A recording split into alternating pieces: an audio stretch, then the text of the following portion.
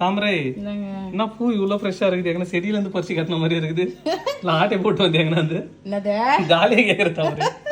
இல்ல தமிழ் கடையில இருந்து ஆர்டர் பண்ணோம். ஓ ஆர்டர் பண்றதுதான் ஆட்டையை போட்டேன்னு கேட்டோம் போல. இப்பதான் எத்தனை கொடுத்தாங்க. இது எப்படி பாதுகாக்கிறதுன்னு தெரியல.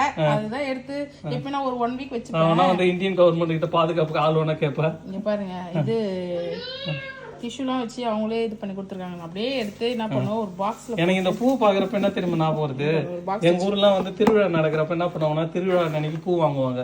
அவர் வந்து அந்த பூக்கார கும்மைட்டுல இருந்து வருவாரு. வந்துட்டு ரெகுலரா அது திருவிழானா அவர் வந்துருவாரு.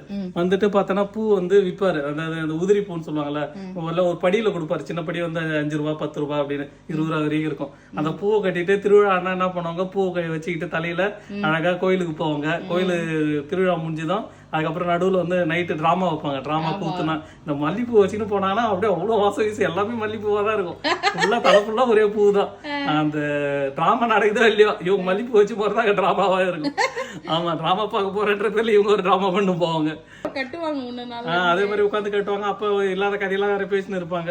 இவங்க வேற சொந்தக்காரெல்லாம் வந்திருக்காங்க, அங்கே வந்திருக்காங்க, இங்கே வந்திருக்காங்க. சொந்தக்காரெல்லாம் உட்காந்து வேற ஒன்றா பேசிக்கின்னு பூ கட்டின்னு இருப்பாங்க. நான் ஸ்கூல் படிக்கிறப்ப என் கூட படிச்ச பொண்ணுங்களா என்ன தெரியுமா பண்ணுவாங்க, கனகாமரம், அது இல்லாம இந்த சாமந்தி பூலாம் வச்சிருந்து வந்துக்கிறாங்க. என் கூட பர்பிள் கலர்ல இருக்குமே, ஊதா கலரு, என்ன கலர் அது, டிசம்பர் செப்டம்பர் ஆகஸ்ட் டிசம்பர் பூ, டிசம்பர் பெருசு இருக்கு தலை நிறைய, அதெல்லாம் வச்சுட்டு வந்திருக்காங்க. ஆமா, அதான் இது மாதிரி நிறைய பேர் வந்து அப்ப வெரைட்டியா பூ எல்லாம் வச்சிருப்பாங்க. இப்பெல்லாம் பாத்தீங்கன்னா பசங்க பூவே வச்சுன்னு போக மாட்டாங்க, ஏன்னு தெரியல. எங்க அம்மா டாக்டர் ஜட போட்டு ஃபுல்லா அந்த இதுதான். அது வேற 1 ரூபாய்க்கு 100 பூ. மல்லிப்பூ இதெல்லாம் பாக்குறப்ப எனக்கு ஊர்ல இந்த திருவிழா தான் ஞாபகம் வருது.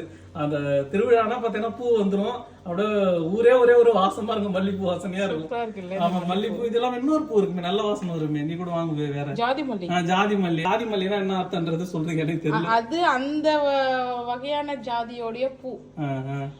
மல்லியில நிறைய மல்லி இருக்கு, அது ஒரு ஜாதியான மல்லிப்பூ. உருட்டுமா மனசுக்கு ஜாதி மல்லிக்கு பேர் வச்சு இவங்க தான் பேசினுக்கிறாங்க.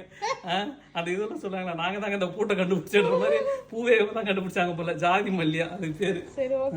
ஓகே மக்களே, எத்தனை பேர் இது மாதிரி திருவிழா அப்ப நீங்களுமே பூ வச்சுன்னு போயிருக்கீங்க? திருவிழாவை நினைச்சாலுமே இந்த பூ தான் நான் போறோம். அது எஸ்பெஷலி பாத்தீங்கன்னா டிராமா கூத்து இதெல்லாம் வந்து சூப்பரா இருக்கும். பூ வச்சுட்டு தான் வருவோம் எல்லாருமே. ஓகே மக்களே, நீங்களும் இது மாதிரி யாராவது மல்லிப்பூ வாங்கி வச்சுன்னு போயிருந்தீங்கன்னா கமெண்ட்ல சொல்லுங்க. ஓகே மக்களே.